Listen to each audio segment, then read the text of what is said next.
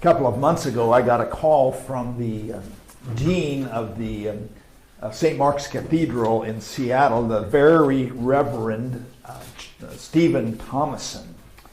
I don't usually get calls from the cathedral, so I was impressed, a little surprised. Scared. And the dean asked me if I would paint one or more watercolors and make an ink sketch of the cathedral so that he could use them as gifts to give for the donors of this fundraising campaign they're going to have this spring.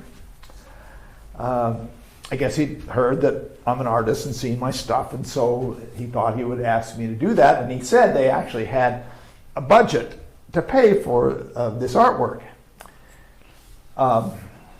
Well, I was flattered. I'm not looking for commissions. It's not something I usually try to get, but it was flattering to get the ask, and I didn't know how to say no. So I said yes. Even though I wasn't really sure this was such a good idea, in the back of my mind I'm thinking, maybe you shouldn't say yes. But I said yes.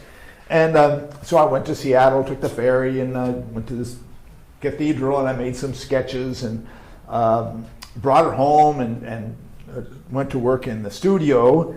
The problem is that the cathedral is not a very good subject.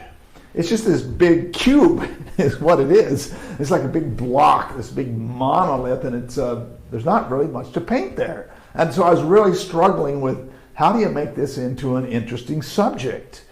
Now, I should have known better than to say yes. When you paint something for fun,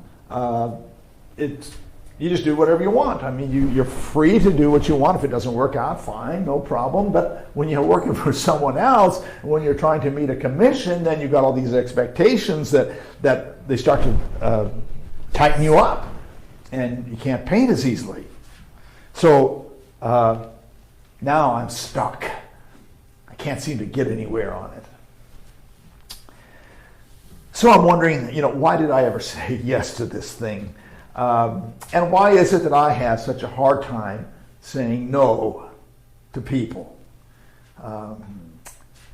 Why do I always feel like I have to please people? And maybe you've had a similar experience where you've been put in a position where you just felt like you couldn't say no. Even though maybe something inside you was saying, not a good idea. Well, in our gospel lesson today, Jesus shows us how to say no. In the story, they've left the synagogue where Jesus has been teaching and healing, and they've gone to Simon and Andrew's house, the two brothers. And when they get there, they find out that Simon's mother-in-law, his wife's mother, has been ill with a fever. So Jesus goes and he lifts her up, and she's healed, and she's able to take her part in the household and serve them. And then he goes outside to the crowds that have gathered around there, and he starts going through the crowd and healing people and casting out demons. Well, this is the very beginning of Jesus' ministry. He is just starting out for the first time, showing people who he is and being able to be this healer. That's why we have this message in Epiphany, where we see Christ is being revealed. And he's showing himself to the world of who he is. And you can imagine how impressed all the people are outside the house. They're seeing these healings, and people are being healed. He healed me. He laid his hands on me, and I'm well. He does miracles. And of course, they want more. See, I'm going to tell my cousin who's ill, he needs to come here and be healed too. But early in the morning, the next day, Jesus gets up and he leaves the house, and he goes out to a deserted place so he can pray.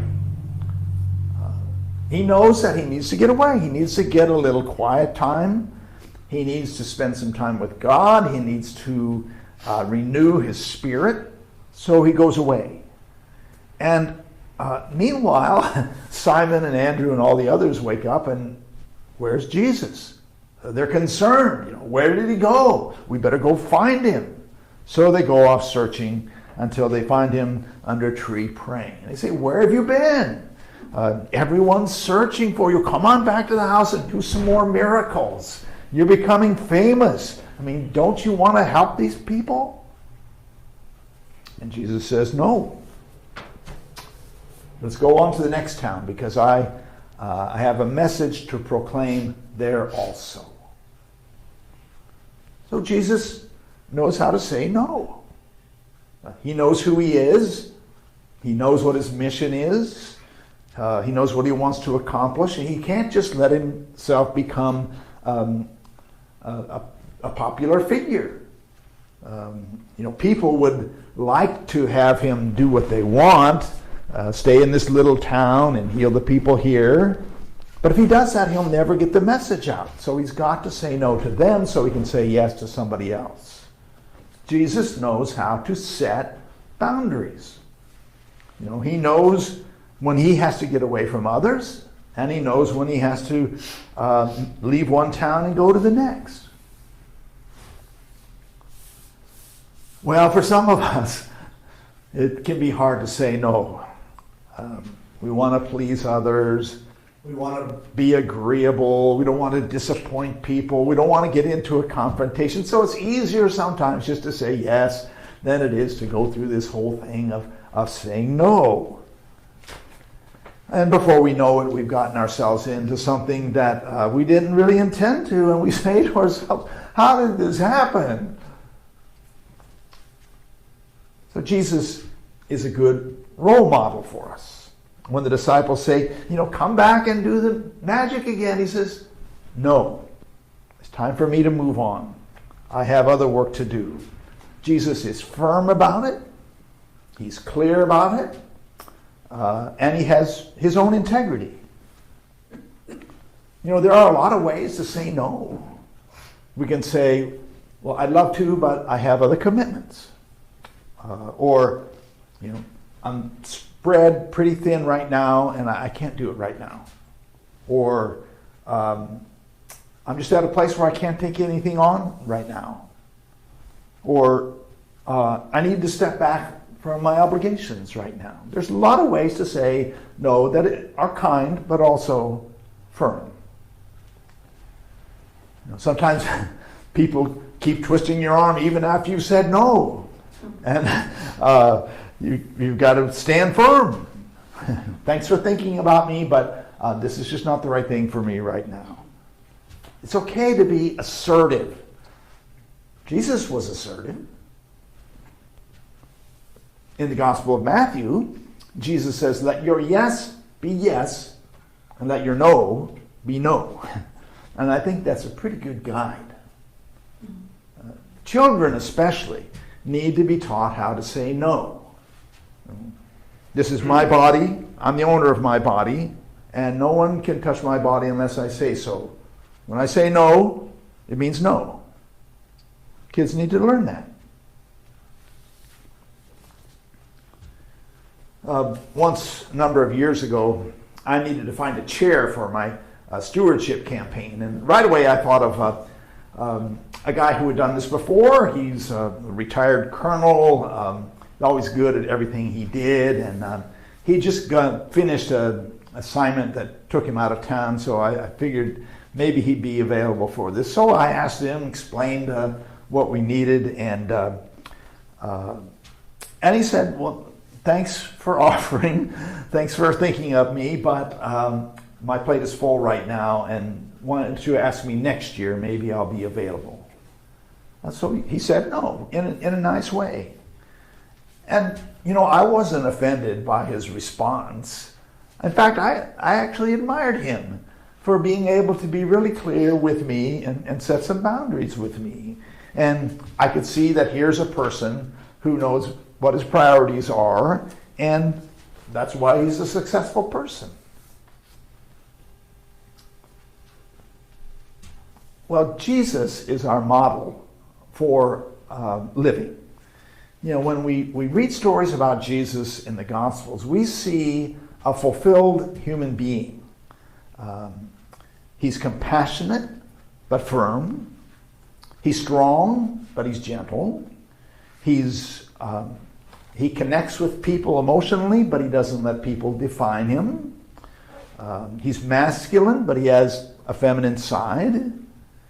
He's capable of anger, but it's always in the cause of justice. He's a fully realized human being. Sometimes we think, well, Jesus is God. I can't be like Jesus. He's too far above me. And it's true that, in the Christian faith, we believe that Jesus is fully divine, but he's also fully human. So as a human being, he's our model for living.